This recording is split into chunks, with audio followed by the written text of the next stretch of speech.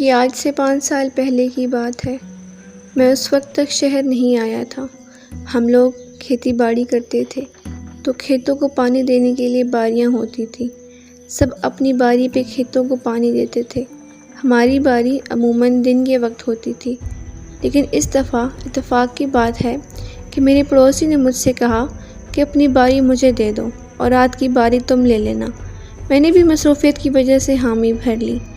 ہماری زمین کے ساتھ ہی ایک قبرستان تھا، جس میں ایک اونچا سا دربار بھی تھا، جو کہ زمین کی قریباً 100 فٹ تک بلند تھا۔ خیر، میں نے عشاء کی نماز پڑھ کر کھانا کھایا، کسی لی اور بائک پہ بیٹھ کر کھیت کی طرف چلا گیا، کیونکہ فاصلہ زیادہ تھا۔ خیر، قبرستان سے گزر کر دربار کی پچھلی طرف کر کے ہی ہماری زمینیں تھیں۔ میں بائک پہ بیٹھ کر خاموشی سے قبرستان کی بیچ سے بنی پگڈنڈی پر سے گزرا۔ مجھے بہت خوف محسوس ہو رہا تھا، لیکن کوئی بھی واقعہ رونما نہ ہوا۔ اب میں نے کھیتوں کو پانی لگانا شروع کر دیا اور کھال سیدھی کر کے بائک کے پاس آ کے بیٹھ گیا۔ ابھی مجھے بیٹھے تھوڑی دیر ہوئی تھی کہ ایک دم مجھے ایسا لگا کوئی پانی میں چل رہا۔ میں نے دیکھا تو کوئی بھی نہیں تھا۔ میں نے ارد گرد دیکھا لیکن کچھ نظر نہ آیا۔ مجھے کافی ڈر لگ رہا تھا۔ میں خاموشی سے بیٹھ گیا اور صورتیں پڑھنے لگا۔ بس میرا ڈر کافی کم ہو گیا تھا۔ اب میں فیس بک پہ مصروف ہو گیا۔ اچانک مجھے ایسا محسوس ہوا جیسے پانی میں کوئی پتھر پھینک رہا ہو اور نہا رہا ہو۔ میں اب کافی ڈر چکا تھا اور واپس جانے کا سوچنے لگا کہ اس بار نہ صحیح اگلی باری پہ پانی لگا لوں گا۔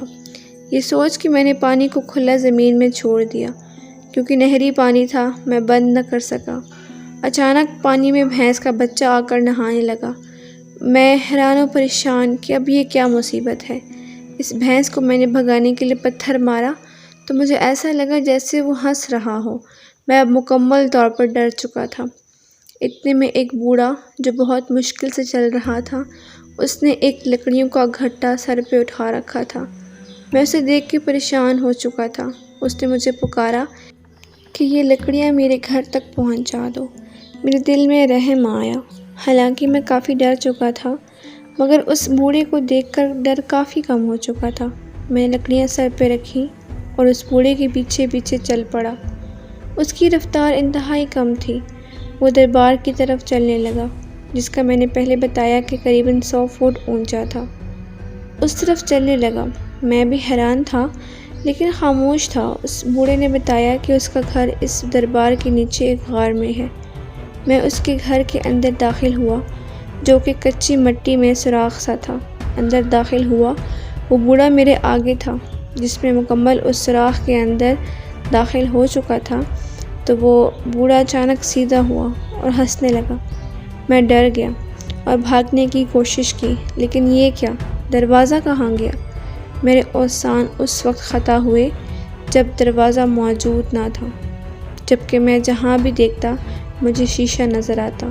میں ہکا بکا ہو کے اس بوڑھی کی طرف دیکھنے لگا۔ وہ اب بہت ڈراونا ہو چکا تھا۔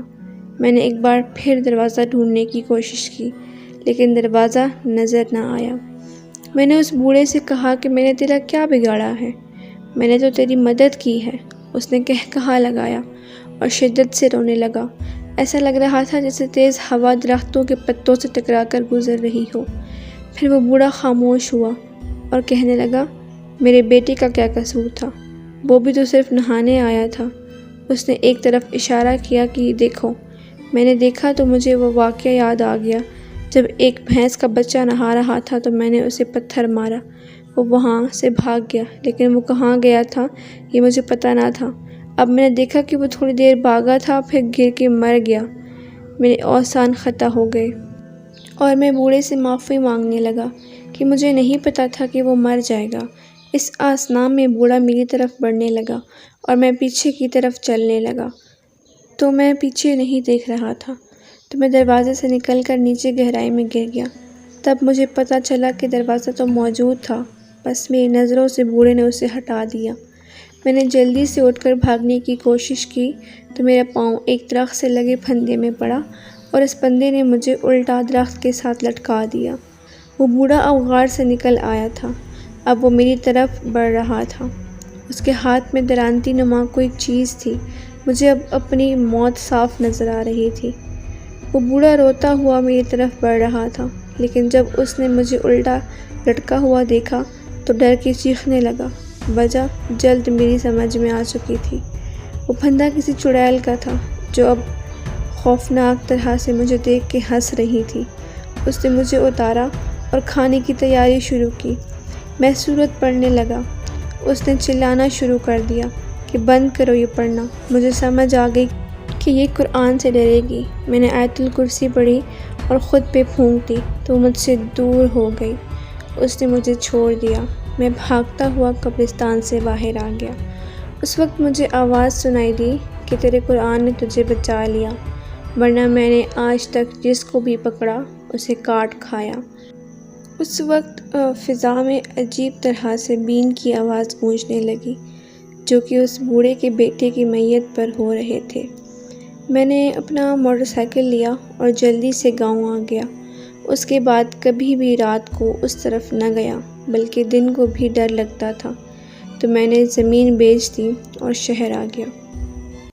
سو گائز، کیسی لگی آپ کو یہ اسٹوری؟ امید ہے کہ آپ کو یہ اسٹوری بہت پسند آئی ہوگی۔